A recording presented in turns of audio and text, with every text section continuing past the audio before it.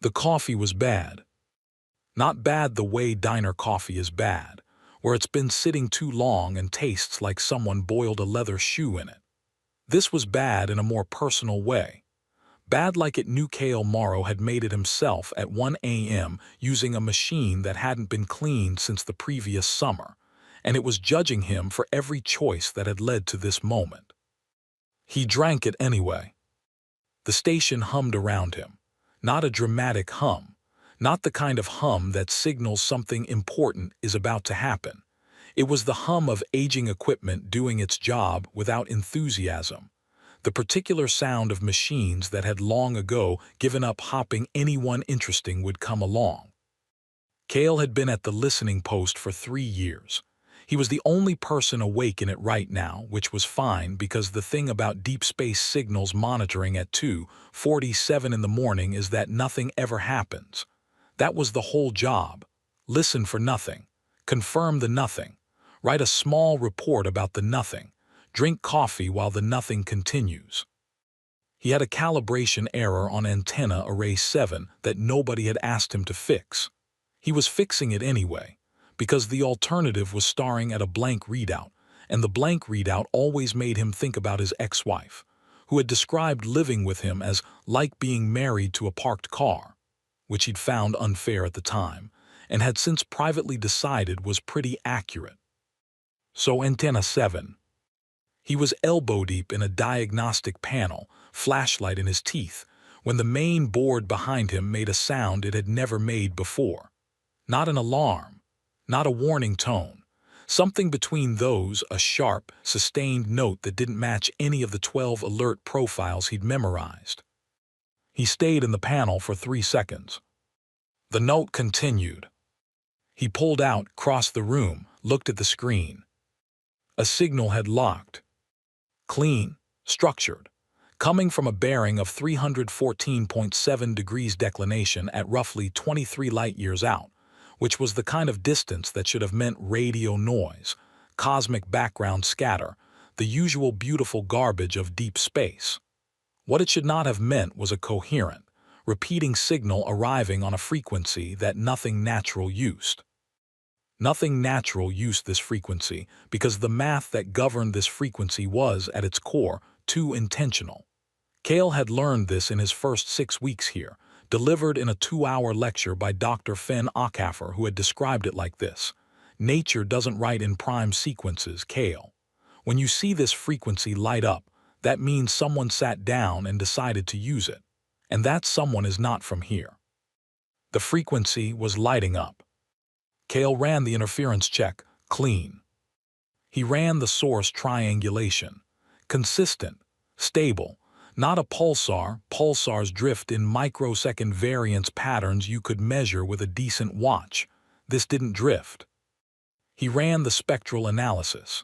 The signal had internal structure, layered, like something had been packed inside it, nested, the way you'd nest a message inside an envelope inside a box if you wanted to make absolutely sure the right person knew it was a message and not a rock. He sat down. He picked up his coffee. He drank it. The signal kept coming. He ran every check a second time, not because he thought the first results were wrong, because he needed something to do with his hands while his brain finished the sentence it had started and was very reluctant to complete. Every check came back the same. He pulled up the Decryption Assist, a program so rarely used that it took 45 seconds to load, and when it did, it greeted him with a software update reminder from 8 months ago. He clicked Remind Me Later, because some reflexes are just survival. The program chewed on the signal for 11 minutes. Kale watched the progress bar. He did not get up for more coffee. He did not check his phone. He sat in the specific stillness of a person who has understood something and is waiting for the universe to confirm it. The Decryption Assist resolved. Not into English. It never started with English. It started with math, the universal layer, the thing every intelligent species used because math doesn't have an accent. Prime sequences first, then ratio patterns, then geometrics, Then the signal started doing something that all the math had been building toward. It started to mean something. The meaning assembled itself in layers, the way a photograph develops in a darkroom, dark to pale to real, and Cale watched it come clear on his screen. He read it once. He read it again.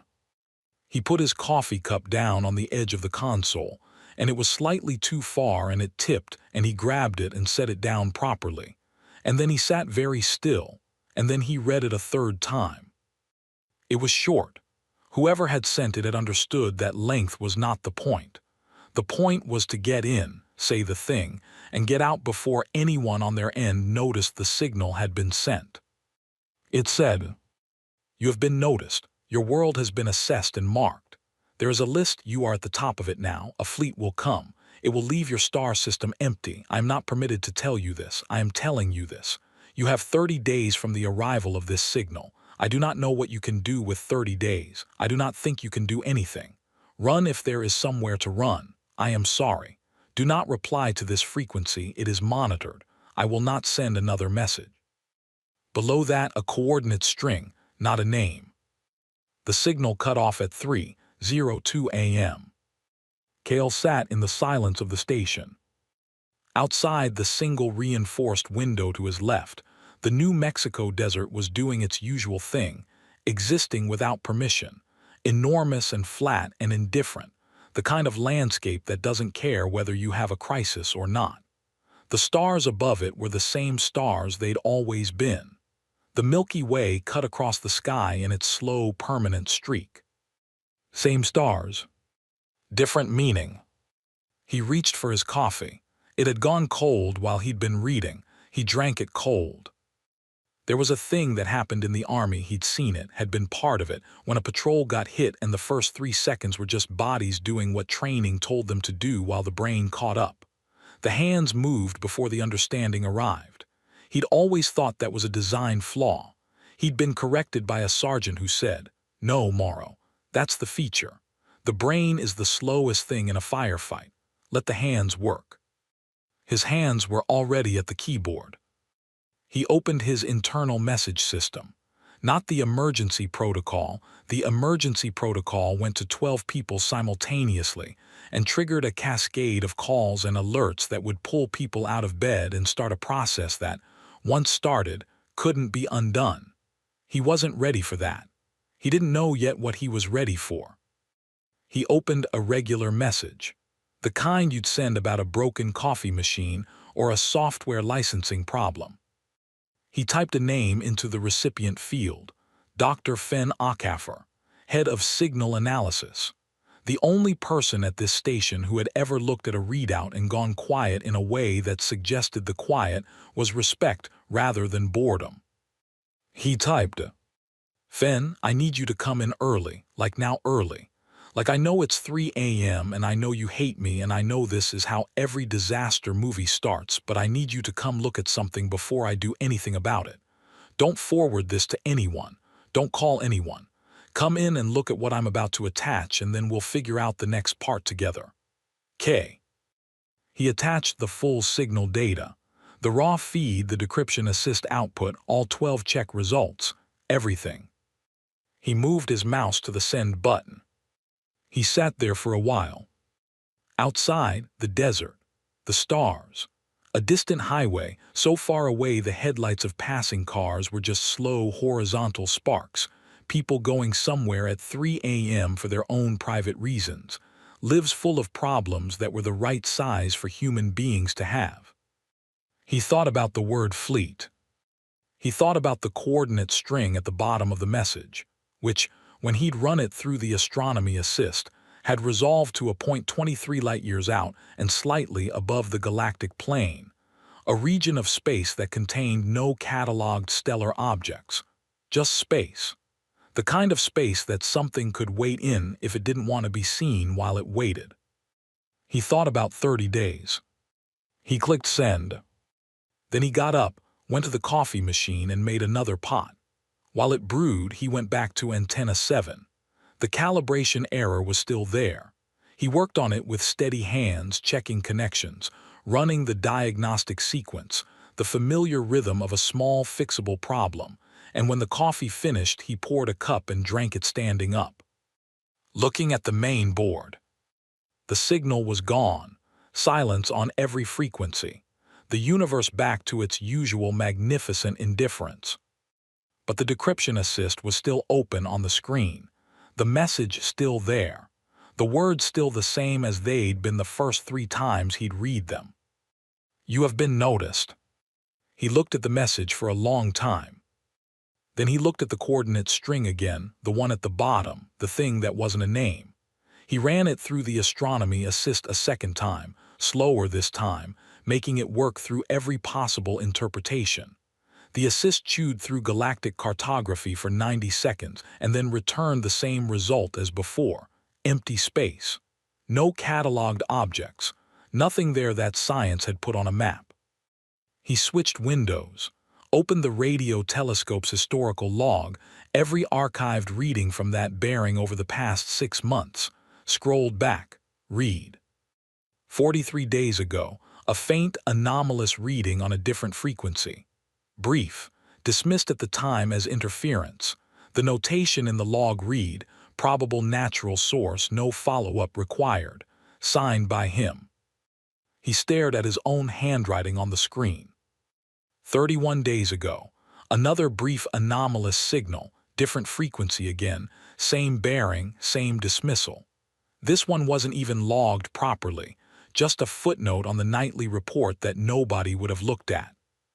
The signal tonight was the third. Whoever had sent it had been checking for 12 weeks.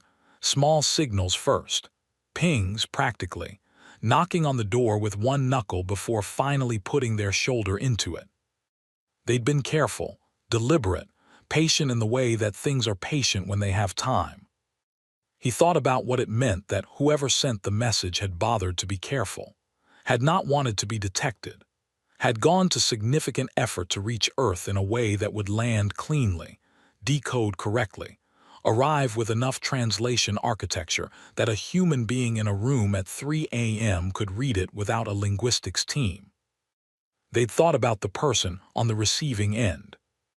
That small fact sat in his chest in a way he didn't have a word for. His phone buzzed. Fen Akafer, a text message that read, "On my way. Please tell me this is a glitch, please." Kale typed back, "I ran it 12 times. Fen responded, "Oh God."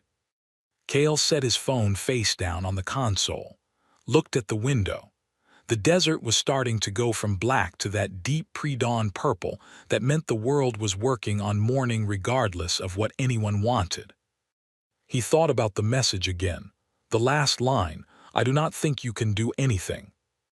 He thought about what kind of person sent a message they believed was useless, someone who couldn't live with the alternative, someone who'd made a calculation that said, even if there's a 1 in a million chance this helps, the math of not sending it is worse than the math of sending it.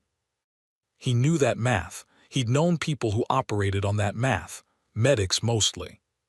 He reached for his coffee. The cup was empty. He got up to get more, and while it was filling, standing in the small kitchen alcove with the machine gurgling beside him and the pre-dawn desert going purple outside, he started, quietly and without drama, making a list in his head. Not of things to be afraid of. A list of what they knew, what the message had given them, not just the warning but the data inside the warning, the structure of the thing, the frequency used, the translation framework embedded in the signal itself, the coordinate string, the timing, 30 days. Every piece of information was a handle. He'd spent 9 years in the Army learning that the difference between a problem and a disaster was usually just how fast you got a handle on it. He poured his coffee, went back to his chair. The message was still on the screen. "You have 30 days." He read it one more time, drank his coffee, warm this time. Then he opened a fresh document, not a report, not an alert, just a blank page, and he wrote 3 words at the top. "What do we know?" Outside, the desert turned pink. The stars faded one by one, not gone, just outcompeted, waiting patiently for the dark to come back around. The highway sparks moved in their slow arcs. The world did its ordinary morning thing. And in a small room full of humming machines at the edge of an empty desert, a man who had once been a soldier began, with the quiet competence of someone who has learned not to waste time being scared, to work the problem. The black car smelled like new leather in someone's very bad afternoon. Director Ashan Nair had been in the middle of a budget hearing. Not the interesting kind. The kind where four people argue about whether $17 million is better spent on deep space antenna maintenance or deep space antenna maintenance, but with a different vendor. When the aide had come in, bent down, and said 4 words in her ear. 4 words. She closed her folder, capped her pen, said "excuse me" to the room and walked out. That had been 11 minutes ago. Now she was in the car, the file open on her lap, the city sliding past the tinted window in its usual oblivious way, people walking and eating and arguing, and doing the 1,000 ordinary human things that people do when the world is still the size they think it is. She read the message. She read it again. She looked out the window. A woman on the sidewalk was arguing with a parking meter, really going at it, pointing, gesturing, doing the full theatrical breakdown at a machine that could not care less. The car slid past before Nair could see how it ended. She looked back at the file. The aide was watching her from the front seat, pretending not to. "How many people have seen this?" she said. "Right now, 4. The analyst who found it, the signal head, the duty officer who ran the verification, and you." "Keep it at 4. "Yes, ma'am." 5 if you count the person who sent it. The aide didn't have an answer for that. Nair hadn't expected one. She looked back at the file. "You have 30 days. She was quiet for 4 minutes. She'd counted them later when she was trying to reconstruct the sequence of her thinking, and it had come to 4. The aide confirmed it. 4 minutes of looking at a single page while the city went about its business outside. Then she said, "Get me Akaffer and the analyst. Get me Generals Park and Osai. Get me the science leads Davy Marchetti, the Korean astrophysics team that's been working the contact protocol. Get me HFY from systems architecture and the 2 cryptographers, the ones that aren't cleared yet, clear them. Get me a room that isn't on any official floor plan. Get me coffee that isn't from a government machine." She paused. "And get me the attachment." The aide looked up. "The ma'am." The message came with an attachment. She held up the file. "This is the message. Where is the attachment?" The aide started typing. Nair watched him type. She looked back at the window. The parking meter woman was gone. The sidewalk had swallowed her like she'd never existed. The attachment arrived on her tablet 4 minutes later. It was long, bureaucratic in structure, dense with data in a format that the translation assist had partially processed, rendering some columns in clean English and others in a scrambled hybrid that looked like someone had dropped a spreadsheet into a blender with a dictionary. She read the legible parts. Then she read them again, slower. The attachment was a record, not a warning that had been the message. This was something else, something that had been included the way you include a stapled report with a memo, procedurally, because the system required it. An accidental enclosure, the kind of thing someone sends without thinking because in their office it's just standard documentation. In their office, 14 entries, 14 rows in a table with columns for system designation, population estimate at time of marking, days between marking and fleet arrival, response classification, outcome. The outcome column had 1 word in every single row. The same word. She didn't need the translation assist for that column. The word was short, and the meaning was the kind that doesn't require a dictionary in any language. She closed the tablet. The room they found was 3 floors below a federal building that officially contained only storage. It was the kind of room that exists in government structures, the way lint exists in pockets, present, unremarkable, forgotten. Fluorescent lights. A table that wobbled on one leg. 14 people who had all been pulled from somewhere else in the last 90 minutes, and all had the specific wide-awake look of people whose adrenaline had made the decision for them about whether they'd be sleeping tonight. Cale Morrow was at the far end of the table, still in the civilian clothes he'd been wearing at the station. He had a cup of coffee and the look of a man who had made his peace with something several hours ago and was now just waiting for everyone else to catch up. Nair stood at the front of the room. She put the message on the table. She put the attachment next to it. "Read both," she said, "then we talk." 11 minutes of silence. The kind of silence a room gets when 14 people are reading the same thing and arriving, one by one, at the same place. Dr. Fenn Ockhaffer got there first. He set his copy down very carefully, the way you set something down when your hands are not entirely steady, and he looked at the table surface and he did not say anything. General Park got there second. She set her copy down the opposite way, flat and fast, like a verdict. The others arrived in clusters. The silence changed texture with each one, started as reading quiet, became something heavier. When the last person looked up, Nair said, 14 civilizations, 14 entries. Every one of them received a similar warning or had enough time to see the fleet coming on their own instrumentation. Every one of them," she paused. "The response column uses 4 classifications: fragmentation, flight, capitulation, collapse. 14 entries, 4 classifications. Between them, they cover every possible version of the same thing." She let that sit. Nobody fought. This from Marchetti, the astrophysicist, who asked it the way you ask a question when you already suspect the answer and are hopping to be wrong. "Nobody organized fast enough to fight," Ockhaffer said. He was reading the attachment again. "Look at the timeline column. Average time between marking and fleet arrival across all 14 is 22 days. We have 30. 8 extra days," someone said. "They gave us extra time," Cale said. Every head turned toward him. He was still looking at his coffee. "The sender, they didn't have to give us the full count. They could have sent the warning 3 days before the fleet got here and it would have been honest. 30 days is more than the average. That's not an accident." He looked up. "They wanted us to have a real shot at something. They just didn't know what." Nair looked at him for a moment. "What's your read on the sender?" she said. He thought about it, not performing the thinking, actually doing it. "Someone who works in bureaucracy," he said. "The message structure is clean, formatted. They know how to pack information efficiently. The attachment came along because that's how their filing system works, message with supporting documentation. They probably didn't even think about it. Just hit send the way you'd file a report." He paused. "They're not a soldier. Soldiers don't apologize in operational communications, but they've got a conscience that got louder than their job."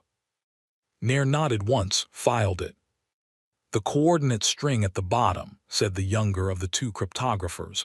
She had introduced herself as Tors and had been visibly trying to hold herself together since she'd read the attachment. "It's not a name. It's a location identifier. We've been running it. It resolves to empty space, 23 light-years out, no cataloged objects." "Not empty," Cale said. "That's where they're waiting." 200 ships, Park said. "That we know of," Osei added. "That they told us about," Nair said. "The message specified 200. We have no verification. We have no visual. We have a number from a source whose reliability we can't confirm and whose motives we can partially guess at but do not fully understand." She looked around the table. "What we do with that number matters. We don't treat it as a ceiling. We don't treat it as a floor. We treat it as a starting point." "Starting point for what?" Tors asked. Nair didn't answer immediately. She picked up the attachment. "Read the outcome column one more time. 14 identical entries." She set it down. "For not being the 15th row," she said. "The message they composed took 6 hours.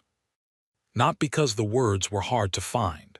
Because every person in the room had a different idea about what words should do. Some wanted them to plead, some wanted them to threaten, some wanted them to explain, some wanted them to delay. Cale had sat through 4 hours of it without speaking. He'd refilled his coffee twice. He'd read the full message and attachment another 3 times, each time making small marks on a notepad in handwriting that Tors, sitting next to him, could not decipher. Around the 5th hour, when the argument had cycled back to the same 3 positions for the second time, he said, "What did we say to the other 14? The room went quiet. "We weren't there for the other 14, Park said. "No," he said, "the sender was, their file was. They know what every other civilization said when they found out. Probably the Concordat, whatever they are, does too. They've heard all 14 versions of the human response to extinction-level threat." He turned the notepad over. "I don't think we should give them a 15th. "What does that mean?" Marchetti asked. "It means we don't explain ourselves, we don't beg, we don't threaten, we don't have enough information to threaten, and empty threats are just noise." He picked up his pen, clicked it. "We ask a question. That's it. A question does something a statement can't. It requires an answer. It opens a door and puts the other person in the position of deciding whether to walk through." He looked at Nair. "Every civilization they've culled gave them a monologue. Nobody made them talk." Nair looked at him for a long moment. "Write it," she said. He wrote it in 4 minutes, passed it to her. She read it, passed it to Park. Park read it, passed it down the table. It came back to Nair. She read it one more time. It said, "We received your warning. We have questions. Are you available to talk?" "This is the message," she said, "that we're sending to an alien species that has destroyed 14 civilizations and is currently 8 days ahead of schedule on doing the same to ours." "Yes," Cale said. "This 9-word message." 11 words. She looked at him. He was not smiling, but there was something in his face that had made peace with the absurdity of the situation, in a way that most of the people in the room had not yet reached. She looked back at the message. She initialed it. Voss was at his desk when it arrived. It was late in his cycle. The Orathi measured time differently than humans did, but the body's need for rest was a constant across most known species, and Voss's body had been quietly requesting rest for the past 2 intervals with increasing urgency. He'd ignored it. He'd been ignoring a great many things lately. He was doing exactly what he'd told himself he wouldn't do, monitoring the signal band he'd used to send the message, watching it. The way you watch a thing you've set in motion that you cannot take back, hoping that watching it will give you some influence over what it does next. It had given him nothing. Until it did. The signal hit his board at 3.7 in the secondary interval. He almost missed it because he was looking at a different readout. He saw it in his peripheral vision, a small amber light that meant incoming on closed frequency, and his whole body did something involuntary that he did not have time to process. He opened it. The message resolved, short, clean. The translation architecture he'd embedded in his own signal bounced back with a working human-to-Orathi conversion, imperfect at the edges but legible where it mattered. He read it. He read it again. His data tablet was in his hand. He was holding it at an angle without noticing. The edge of it tipped past the edge of his desk and it fell, a clean drop, no spin, straight down, and hit the floor of his office and shattered across the smooth stone in a spread of broken components that he looked at without seeing. He was still looking at the words on his screen. "We received your warning. We have questions. Are you available to talk?" Not a plea. Not a threat. Not the sound of something falling apart. A question, direct, calm, the specific calm of something that has looked at its situation and decided that panic is not on the agenda. He sat in his office for a long time, the broken tablet on the floor, the amber light on his board cycling off as the signal closed. Then he picked up the largest piece of the tablet. Reflexively, the way you pick things up when you've broken them, the habit of trying to put things back that are past putting back.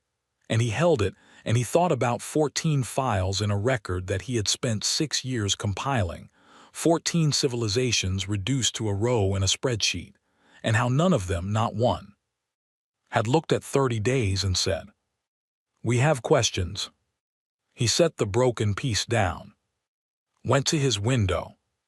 The Orathi home station curved away below him in its great slow arc, silver and enormous and very, very certain of its own safety. Ships moved in their assigned corridors. Lights blinked in their assigned patterns. Everything in its place. Everything behaving the way things were supposed to behave. Somewhere, 23 light-years from a small wet planet on the far edge of the mid-spiral, 200 warships waited in the specific patience of things that had never been made to wait for a reason. They'd been waiting for the next 18 days to complete. Voss thought about the message. Thought about the coordinates he'd included, the fleet's position.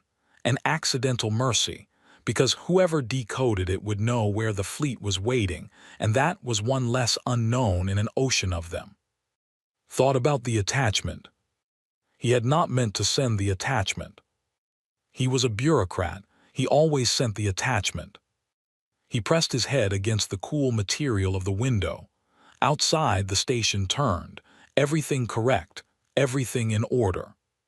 Somewhere, something was asking questions instead of running. He thought, "I don't know what you are." Then, "I don't think they do either." Voss told himself he was not monitoring Earth. He was reviewing signal data, broad spectrum, routine analysis of mid-spiral transmissions, the kind of background work that every analyst at his level was expected to maintain as part of their standard load. Earth happened to be in the mid-spiral. Earth happened to be emitting signals. He was doing his job. He was absolutely monitoring Earth. Day 3. He expected fragmentation. It was always fragmentation first, the internal fault lines that every civilization carried going suddenly structural under the weight of the news. The 14 files were full of it. Planetary broadcasts that went from unified emergency tone to competing factions in under 40 hours. Governments collapsing into their constituent pieces. The specific entropy of a species discovering, all at once, that their biggest problems had just been replaced by one problem that ate all the others. Earth's signals on day 3 were dense and cross-layered, and encrypted at a level that told him the right people had the information. But underneath the encryption, in the civilian bands, in the ordinary traffic of a planet that mostly didn't know yet. Normal. Mostly normal. Not completely. There were stress signatures in the data, patterns that his analysis tools flagged as elevated, concentrated in certain governmental nodes, certain research channels. The people who knew were carrying it, but the planet itself hadn't buckled. He ran the comparison against the 14 files, checked where each civilization had been on day 3. 11 had already fragmented. 2 had gone silent, the silence of things pulling inward, hiding, making themselves small. 1 had sent a transmission toward the fleet. It was a prayer. Voss had read it once years ago when he was still new enough to the job that reading it had cost him something. He didn't read it again. Earth was not praying. Earth was encrypting things and keeping its civilian population largely calm, and doing something with its signals infrastructure that his tools couldn't quite resolve. He told himself this meant nothing. Day 7. The 6 objects launched from Earth's surface before he registered what they were, and by the time his analysis resolved the launch signatures, they were already past the moon, moving outward, fast and clean on a bearing of 314.7 degrees. His bearing. The fleet's bearing. He sat very still for a moment. Then he pulled their trajectory, ran the intercept math, Let the program work through it twice because the first answer came back wrong. Not wrong in the sense that his tools had made an error. Wrong in the sense that he did not want the answer to be what it was. The answer was what it was. The 6 objects were heading directly toward the fleet's position, not toward the edge of Earth's system, not toward any defensive perimeter, toward the fleet, specifically, on a course so precise that it required knowing exactly where the fleet was. They had the coordinates from his message. He had given them the coordinates. He pressed the heels of his hands against his eye sockets and held them there for a moment that was longer than it looked from the outside. Then he pulled back, looked at the objects' profiles. Not weapons. The mass was wrong for weapons, the power signature too passive, the emission profile pointing not at propulsion but at sensors. Dense sensor packages, the kind you built when you wanted to know everything about a thing before you got close to it. 6 of them, launched on slightly different approach vectors so that whatever they reached would be mapped from 6 angles simultaneously. They weren't sending weapons at the fleet. They were sending eyes. He stared at the screen long enough that the display went to its idle cycle and had to be reactivated. He thought, they got the fleet's position from my message, and their first move was to look at it. Then he thought, of course it was. Day 12. The manufacturing data was harder to read because Earth didn't broadcast its manufacturing data the way some civilizations did. There were no open industrial feeds, no production transparency mandates. He had to read it sideways, through energy consumption patterns, through raw material transport signatures, through the particular kind of electromagnetic noise that large-scale fabrication put into the air. He read it sideways, and for 4 days it looked like shelter construction. The energy profiles were consistent with that, the material movements plausible, and he had filed a preliminary note in his private log that said * probable civilian bunker program, consistent with defensive preparation, because that was the logical interpretation, and he was an analyst who followed logic. On day 12, he looked at the distribution pattern. Bunkers concentrated around population centers. That was standard. These weren't concentrated around population centers. They were distributed in a network, nodes connected by what looked, from the transport signatures, like heavy infrastructure, the kind you didn't build unless you intended to move very large things along it very efficiently. Not shelters, not static defensive positions. Something you could move through, something that connected things that needed to be connected. He pulled the energy consumption data and ran it against the known profiles in his database: shielding, power generation, launch infrastructure. He leaned back in his chair. The chair made the small sound it always made when he leaned back, a sound he'd been meaning to have fixed for 3 intervals and never had, and he sat in that familiar small sound while his brain caught up to what his tools were telling him. They weren't building shelters. They were building a fleet. Not 200 ships. Nothing close to 200 ships. The time wasn't there for that, the materials weren't there for that, he wasn't sure the physics were there for that. But something. Things that were meant to leave the ground and go somewhere and do something when they got there. He opened his communication console. Closed it. Opened it again. This was the moment where a responsible analyst filed a report, flagged the anomaly, let the process handle it, let the fleet commander know that the target species was engaging in what exactly? Resistance, yes, probably, that was the classification. He sat with the word * resistance for a moment. 14 files. Not one of them contained that word in any active sense. Resistance, as recorded in the archive, meant the desperate last movements of things already breaking, barricades built from the rubble of collapsed governments, transmissions sent into empty space, gestures made by dying things that had run out of other gestures to make. This was day 12. Earth's government had not collapsed. Earth was building things. He did not file the report. He told himself he would do it tomorrow. Day 15. He sent the message at the start of his shift, before he could think about it long enough to stop himself. You should be evacuating. That was all. Clean. Simple. The last thing a responsible official should say to the species he'd illegally warned, sent on a frequency that was monitored during working hours from his registered console. He sent it. Waited. The reply came in 40 minutes. To where? 2 words. He read them 6 times. The thing about asterisk to where is that it sounded like despair, like the question of something that had already given up and was just pointing at the walls of its situation. But it wasn't. He knew it wasn't because he'd read all 14 files, and he knew what despair looked like in a transmission, and this wasn't it. This was a different thing wearing the same shape. This was a point of logic. To where meant, we have assessed our options and found them insufficient. To where asterisk meant, running requires a destination and we have no destination, so we have removed running from the list of available actions, and we are now working with what's left. What was left was 30 days. He sat at his console for a long time after that.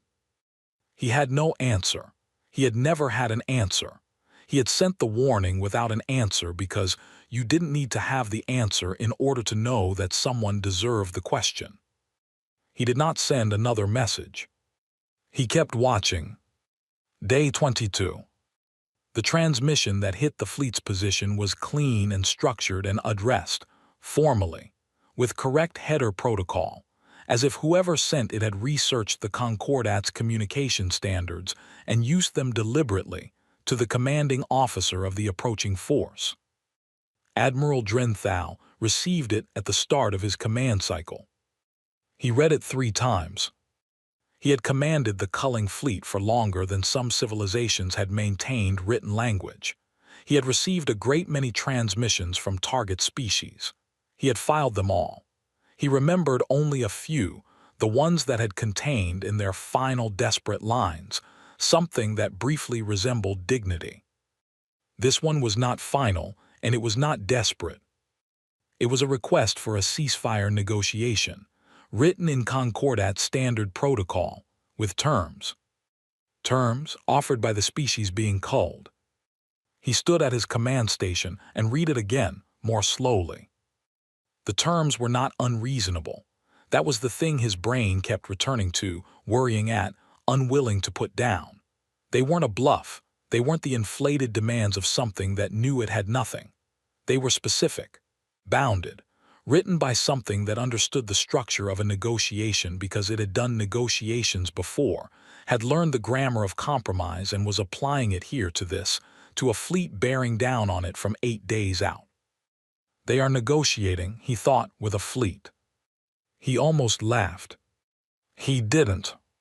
The thing that moved through him instead was not quite what he'd call amusement.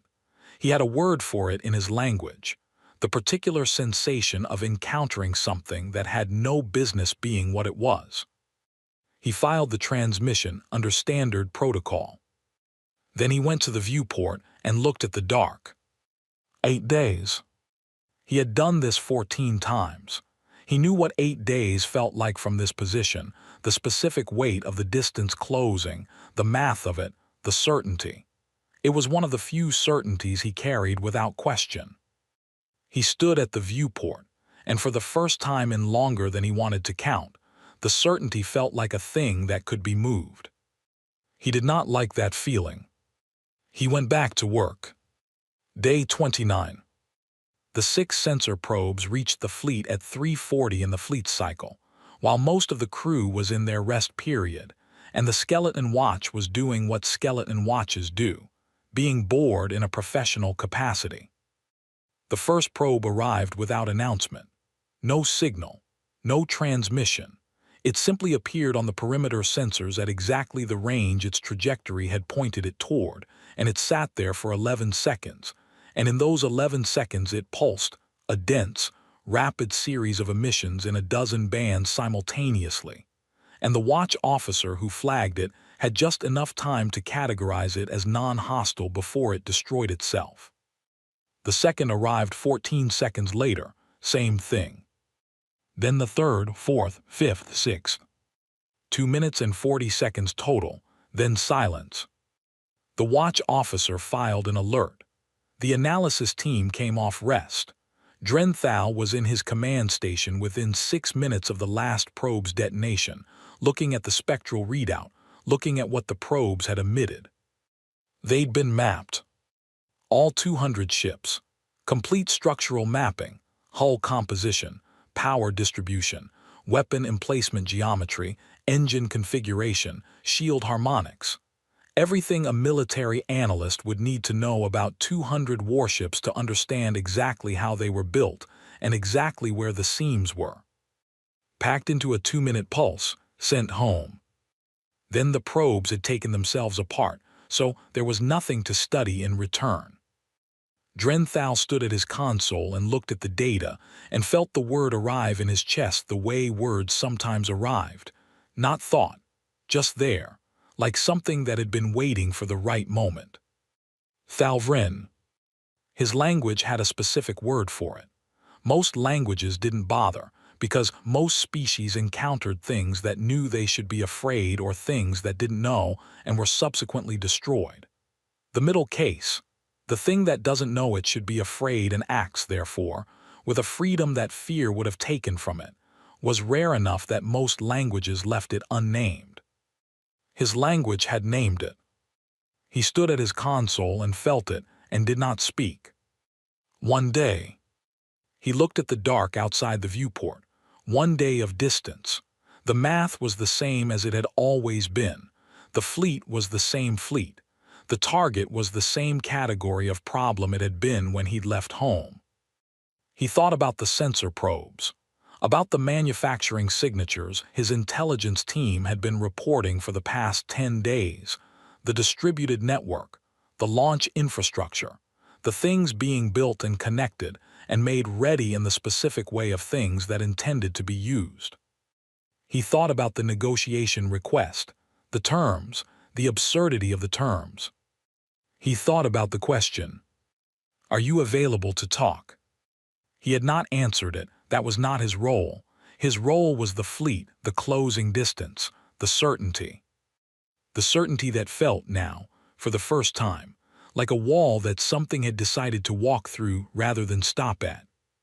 He pulled up the communication console, stared at it, closed it, looked at the viewport. One day, he went back to work, because he was a professional and this was his job, and 30 years of certainty did not dissolve in a 29-day sprint. But his hands, when he set them on the console, were doing something they had not done in longer than he could clearly remember. They were not quite steady. The fleet came out of faster-than-light travel the way large things always do, not with drama, not with the movie version of it, but with a kind of absolute physical fact. One moment the space at the edge of Earth's solar system was empty. The next moment it wasn't. 200 ships, each one a city that had learned to move, hanging in the dark like a statement. The statement was, "This is over." Admiral Drenthal stood at the forward viewport of the flagship and looked at the system that was supposed to be number 15. Small yellow star, 8 planets. The third one wet and loud with electromagnetic noise, the kind of noise a species makes when it doesn't know yet how to be quiet. He'd seen it before. He knew what it sounded like from this distance. He gave the order to hold position. Standard pre-operation pause. Let the target see them. Let the seeing do its work. He waited for the panic signals. 14 times he had done this. 14 times the electromagnetic noise from the target planet had changed in character within 6 minutes of the fleet's arrival, the specific frequency shift of a civilization discovering, all at once, that the dark had stopped being empty, broadcast patterns fragmenting, civilian channels spiking, the audio equivalent of a species learning to scream. He waited. The noise from the third planet did not change. Not fragmentation, not the spike.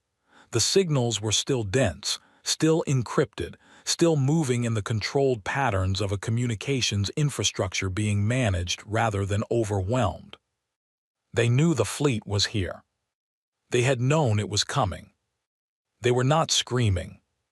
He stood at the viewport, and the viewport gave him nothing but stars and the distant warmth of a yellow sun, and the quiet of 200 warships that had never, in their operational history, needed to do anything but arrive. The silence from the watch officer behind him was the particular silence of someone who wanted to ask a question and had correctly assessed that now was not the time. Drenthal looked at the dark between his fleet and the third planet. Empty.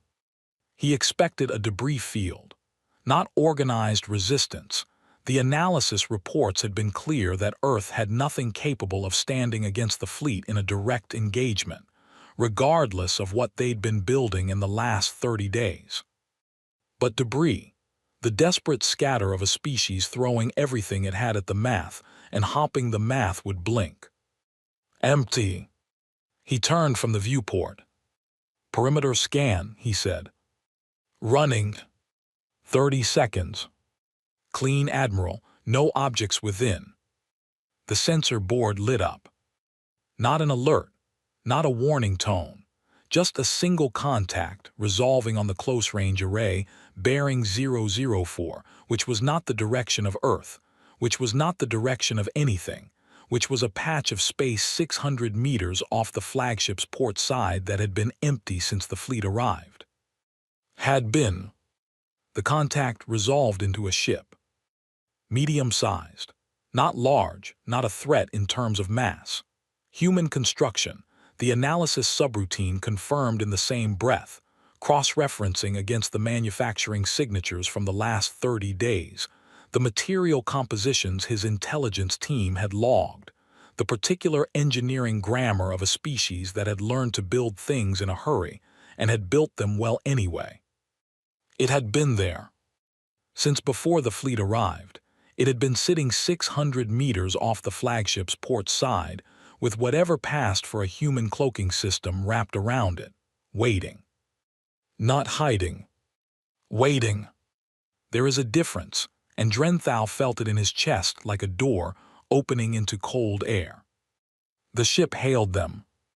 The inside of the human ship smelled like recycled air, and something Kale had made in the galley that he refused to call coffee, but that had been doing the job of coffee for 16 days.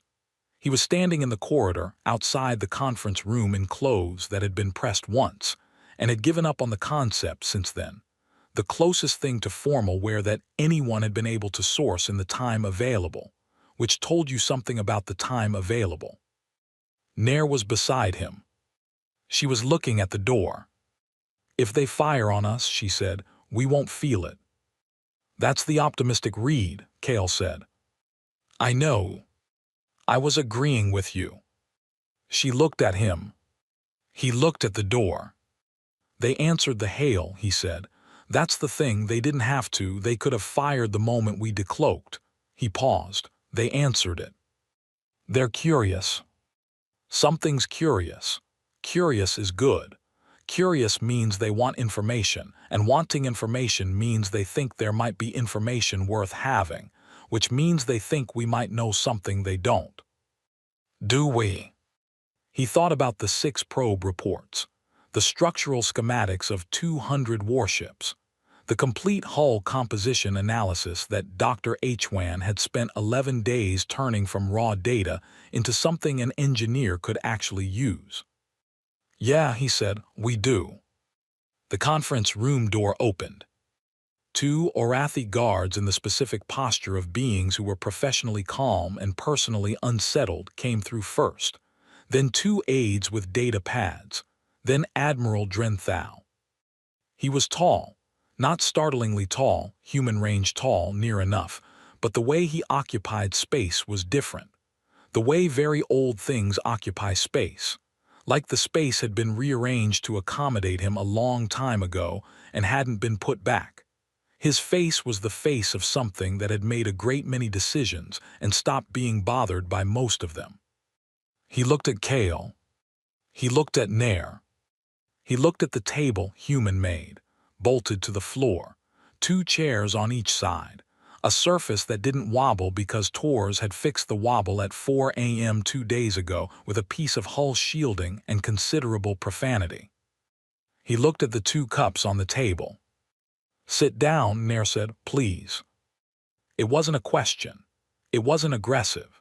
It was the voice of someone who had run 6 governments' worth of meetings and knew that sitting down was the first decision you had to get everyone to agree on before any other decision was possible.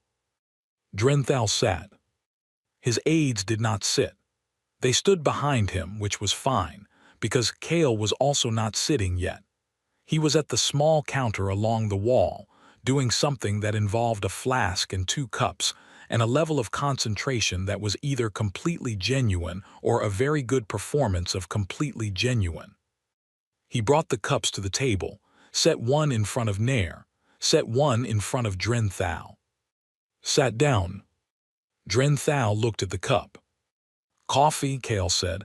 "It's a human thing. Hot bitter keeps you awake when you need to be awake. We drink it when we have to think." He picked up his own cup, drank. "You don't have to." Drenthal looked at the cup for another moment. He did not touch it. "You decloaked 600 meters from my flagship," he said. His translated voice was even, flat in the specific way of something that had spent decades making sure it was. "Yes," Nair said. "You were there before we arrived." "Yes. That is not a capability your species should have." "We had 30 days and a very specific problem," Kale said.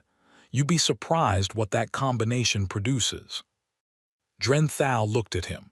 The look was not hostile. It was the look of something recalibrating, running a number it had already run and getting a different answer and running it again. "You are aware," he said, "of why we are here." "We are aware of why you think you're here," Nair said. "We'd like to discuss the criteria." "The criteria are not negotiable." "Everything is negotiable. That's not optimism, that's just math." She opened the folder in front of her. "You use 12 criteria to classify a species as a Class 7 threat. We reviewed them." A pause. "Reviewed them," Drenthal said. "You included them in the attachment," Kale said. "The one your analyst sent with the warning. The Concordat's classification framework full version. We're guessing that was an accident." Something moved in Drenthal's face, too fast to name. "We meet 11, Nair said. "We know that. We're not going to argue 11 of 12 with you. We looked at the criteria and they're fair and we meet them." She turned a page in the folder. "The 12th criterion is, the species shows no capacity for cooperative galactic integration." She let that land. "We've been in contact," she said, "with 17 civilizations, not the Concordat, your member civilizations, the ones inside your borders that you've had under Concordat governance for, depending on species, between 200 and 800 years. She slid the document across the table. "The ones you classified as silent." Drenthal looked at the document. He did not touch it. "They weren't silent," Kale said. "They were talking to us. We made contact 11 years ago quietly, carefully, because we didn't know the political situation and we didn't want to cause problems for anyone. We just," he paused, looking for the right word, "talked, traded information, learned things, taught things, the way people do." 17 civilizations, Nair said. "All Concordat members, all in good standing, all party to this treaty." She tapped the document, "which they asked us to draft, because we apparently have a talent for paperwork." The room was quiet. One of the aides behind Drenthal shifted weight from one foot to the other, a tiny movement, the only movement in the room. Drenthal reached out, picked up the document. "Read it, not quickly, the way you read something when you're not reading for information, but reading to verify that you understand what you're looking at, and what you're looking at is what you think it is." He set it down, looked at Nair, looked at Kale, looked at the cup of coffee that was still sitting in front of him, getting cold the way things do when nobody drinks them. He picked up the cup. He drank. His face did nothing obvious, but he held the cup after, the way you hold something that you didn't expect to be what it was. This treaty, he said, if ratified, it would require. We know what it requires, Nair said. We wrote it. A fundamental restructuring of Concordat membership protocols. Yes. The Council of Seven would need to. Yes. This is not, he stopped, reconsidered. The pause was the length of a man putting down something very heavy and deciding to pick up something different. Earth has existed in our records for 400 years. You were assessed twice before this marking. Both times you were classified sub-threshold. We had a few centuries, Kale said. We kept busy. You sent 6 probes to scan my fleet. We sent eyes, not weapons. You built a cloaking system in 30 days. We built a working cloaking system in 30 days, Kale said. The math already existed. We just needed the motivation. Drenthal set the cup down. Looked at it. The cup was plain, white, a human object made for human hand. There was a small chip on the rim, not structural damage, just the edge knocked off somewhere along the way. The kind of wear that said this cup has been used, has been dropped, has been kept anyway. He looked at it for what seemed, in the silence, like a long time. You were not supposed to be here, he said, not to Nair, not quite to Kale, almost to the cup. In our models, species at your development level receiving a culling notification do not. He stopped again. The stopping was not uncertainty. It was the deliberate pause of something that was going to say a true thing and was choosing to say it precisely. They do not put a ship 600 meters off my flagship and offer me coffee. We're not most species, Kale said. No. Are you available to talk? Drenthal looked at him. The question had been the first thing Earth had ever said to the Concordat. It sat in the room, now the way first things sit, small and enormous at the same time. I am here, Drenthal said. That is your answer. Kale nodded. Nair opened the folder to the second page. Outside the viewport, the fleet held its position. 200 ships, patient, waiting for the order that had always come before in 14 systems, circling 14 different suns. The order didn't come. Inside the room, a human poured coffee for something that had ended worlds. They began to talk. The fleet went home. Not all at once, not dramatically. 200 ships turning in the dark and pointing themselves at the place they'd come from, one by one, like a sentence being unwritten. The last one cleared the edge of the solar system at 6:11 on a Tuesday morning, and the watch officer at the New Mexico station who logged it. A young woman 3 weeks into the job who had been told nothing and had figured out something, wrote in the incident report. Anomalous contact, resolved, no further action required, and then sat for a while looking at the word resolved like it owed her an explanation. It didn't go home because it was defeated. Drenthal's report to the Council of Seven made that clear in the specific language of someone who had spent decades making sure words meant exactly what he wanted them to mean and nothing else. The fleet was not defeated. The fleet had encountered a situation that fell outside its operational parameters and had made the professional assessment that proceeding without council guidance would be, his word, premature. The Council of Seven read the report. Then they read the treaty. Then they called Voss. He arrived at the council chamber the way a man arrives at something he has been dreading since the moment he made the decision that made it inevitable. Straight-backed, hands still, the particular composure of someone who has used up their fear in advance and is now running on something quieter. The chamber was large. It was always large. The Concordat had built its meeting rooms the way all old powers build their meeting rooms, to remind everyone who entered that the room had existed before them and would exist after, that the institution was the real presence in the space, and the individuals were just temporary arrangements of matter passing through it. Voss had worked in this building for 11 years. He sat down. Counselor Methra spoke first. She was the oldest of the 7, which meant she had watched more things in than anyone else in the room, and she had the eyes of someone for whom that fact had become, over time, less like grief and more like weather. "You sent an unauthorized communication," she said. "Not an accusation, a starting point." "Yes," Voss said. "To a Class 7 target species." "Yes." "During an active culling operation." "Yes." She looked at him the way very old things look at things that have surprised them. Not warmly, not coldly, just with the specific attention of something recalibrating against a data point it did not expect. "Why?" she said. He had prepared an answer. He had built it carefully over the weeks since the message, adding to it when new things happened, shaping it into something that sounded like logic, like policy critique, like the considered position of a professional who had identified a systemic failure and acted on principle. He did not give that answer. "I read all 14 files," he said. "Every record, every response, every outcome." He looked at the table. "I have been maintaining that archive for 6 years. I added entries and cross-referenced data and updated classifications, and he stopped. "I never read them all in sequence before. I always read them one at a time as records. When I read them as a story, they were." He stopped again. Methra waited. "They were awful," he said. "Not strategically. Personally.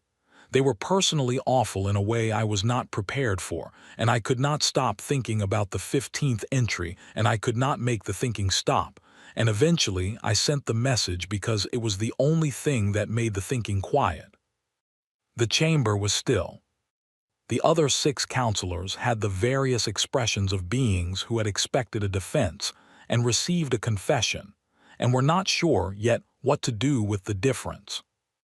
Methra folded her hands on the table. "And what did you think they would do?" she said. "The humans, what did you think they would do with 30 days? He thought about the probes, the manufacturing signatures, the cloaking system that should not exist, the treaty with 17 civilizations that the Concordat had spent centuries believing were silent, the single ship, 600 meters from the flagship, that had been waiting in the dark before the fleet arrived, patient as something that has decided panic is not on the agenda. He thought about the question Earth had sent back. "Are you available to talk?" He thought about a parking lot full of broken tablet parts and how he'd picked one up by reflex, the way you pick things up when you've broken them, the habit of trying to put back things that are past putting back. "I thought they would panic," he said. And instead, the answer was simple. He had watched it build for 30 days from a distance of 23 light years, and he still did not entirely have words for it in any language he spoke, but he had one word that was close enough. "They built something," he said. The vote was not unanimous. It never was on anything that mattered. That was not cynicism. That was just the Concordat, 7 species trying to agree on a single future, the disagreements as structural as the agreement, the friction the thing that kept the machine honest. 4-3. The provisional ceasefire was ratified. The culling order suspended. Earth removed from the active list and reclassified, not as safe, not as welcome, but as asterisk pending, which in Concordat terminology meant, the situation has changed and we are determining what changed means. It was not peace. Peace took longer. Peace took the treaty going to subcommittee, and the subcommittee taking 8 months to agree on a framework, and the framework going back to Earth for revision and Earth's revision, coming back, annotated by all 17 allied civilizations, with suggestions that ranged from the practical to the optimistic, to one that Kale later described as written by someone who has never met a government. But the fleet went home. That was the thing that happened first, and it was the thing that mattered most, because all the other things could only happen if that happened first. Drenthal's private report was 40 pages long. He filed it 3 days after returning to Concordat space, sitting at the desk in his quarters on a ship that had turned around for the first time in its operational history without completing its assigned task, and he wrote it the way he did everything. Carefully, without drama, with the specific commitment to accuracy that had made him good at a job that required you to be very sure about the things you were sure about. The report was a military assessment, engagement probability, risk calculus, resource projection. The numbers that answered the question, what would a war with Earth have cost? The answer was, more than the Concordat was willing to spend.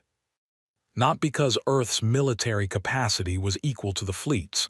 It wasn't. The honest math said the fleet would have won a direct engagement, probably, in the first exchange. But Earth had 17 allied civilizations, with inside knowledge of Concordat military infrastructure. Earth had complete structural schematics of 200 warships. Earth had 30 days of applied problem-solving aimed at exactly one problem, which had already produced a functional cloaking system that should not exist.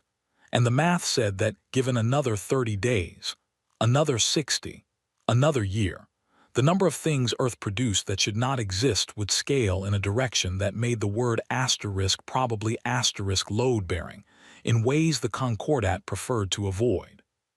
And Earth.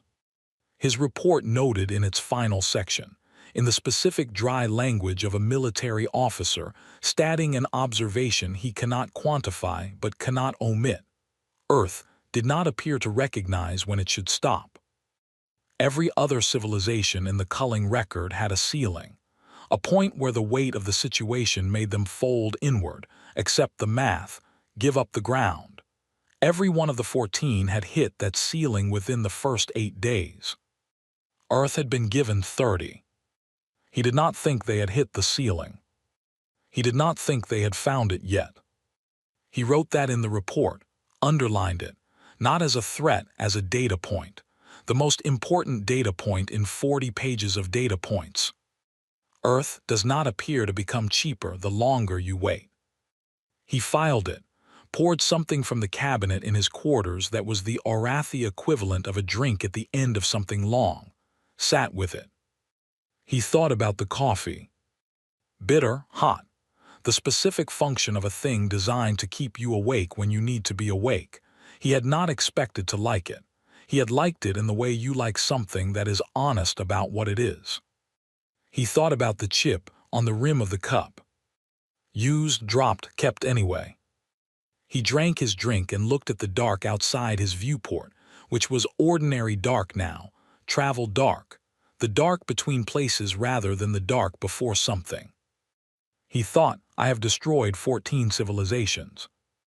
Then I did not destroy the 15th. He sat with both thoughts, did not try to make them into one. Cale went back to the station. He drove out the morning after the debrief, which had lasted 4 days, and had involved enough institutional coffee to corrode something structural. And when he pulled into the gravel lot, and the familiar hum of the building reached him through the car door, he sat for a moment with his hand on the handle. Same hum. Same desert. Same flat, enormous sky doing its slow performance of infinity in every direction. He got out, went inside, made coffee. It was bad. It was always bad. He drank it at the main console while the board ran its startup cycle and the readouts came online one by one, the universe checking in with its usual contents. He opened a new communication file. Address the frequency, the closed one, the one that was monitored. He typed, thanks for the fax. 3 words sent. He leaned back. The chair made no particular sound. He looked at the ceiling for a while. The reply came in 47 minutes. He read it, looked at it for a moment. Then he laughed alone in the station, real laughter, the kind that comes up from somewhere lower than your chest, the kind that has relief in it. It said, "You are welcome. Please never contact me again. I am very tired." He read it 3 more times. He did not reply. Voss was not punished. He was restructured, which in Concordat bureaucracy was a different thing. His role was changed, his clearance adjusted, his file annotated with the specific terminology that meant this person operates outside predictable parameters, and that carried, depending on who was reading it, either the weight of a warning or the weight of a recommendation. His new assignment was the Office of Pending Classifications. It had not existed before him. Methra had created it in the week after the vote. Its mandate was this: for any civilization on the approach to Class 7, someone would read the full file before the marking. Not a summary. The full file. The record of every civilization that had been in the same position before. As a story, not as a record. Voss was the office. He was, for the foreseeable future, the office. He sat in it on his first day, and looked at the stack of files in front of him and the new desk, and the new chair that did not make any sound yet, and would not until he had used it long enough to wear it into the shape of him. He thought about Earth. He thought about what it had done with 30 days. He thought about the question that had come back across 23 light-years on a monitored frequency, in the middle of the night, when he was already afraid. "Are you available to talk?" He was. He opened the first file. The desert was the same. The stars above it were not. Somewhere out there, 200 ships were going home. Somewhere, in the political machinery of a civilization that had existed for 800 years and had never once been made to stop and reconsider, something was turning on a hinge that had not moved in a very long time. And somewhere, at a desk, in an office that had not existed a month ago, a bureaucrat who had sent a message he was not supposed to send was reading the story of a civilization and trying to feel the weight of it before he filed a number. And somewhere in a room full of humming machines at the edge of an empty desert, a man who had once been a soldier was looking at the stars through a small window, coffee going cold beside him, thinking about the question that had started all of it. Not the fleet, not the treaty, not the 30 days. The question: are you available to talk? They always were. That was the thing nobody in the Concordat's 800-year history had thought to write down, not as strategy, not as policy, just as a fact about human beings, the way you'd write down that they needed oxygen or averaged a certain temperature or built things when they were scared. They talked, even when talking seemed like the wrong-sized tool for the problem. Even when the problem was 200 warships and a deadline and a galaxy that had already decided what they were. They talked, and they asked questions, and they made coffee for things that had ended worlds, and they waited in the dark 600 meters from the thing that was supposed to kill them, patient and strange and stubborn in a way that no one in the records had thought to account for. The stars looked the same. They were not the same. Cale drank his cold coffee.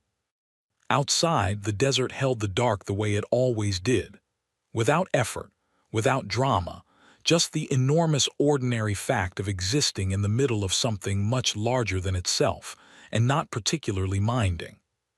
He thought that was probably the right approach. He turned back to his console. There was work to do. There was always work to do. That, too, was the right approach.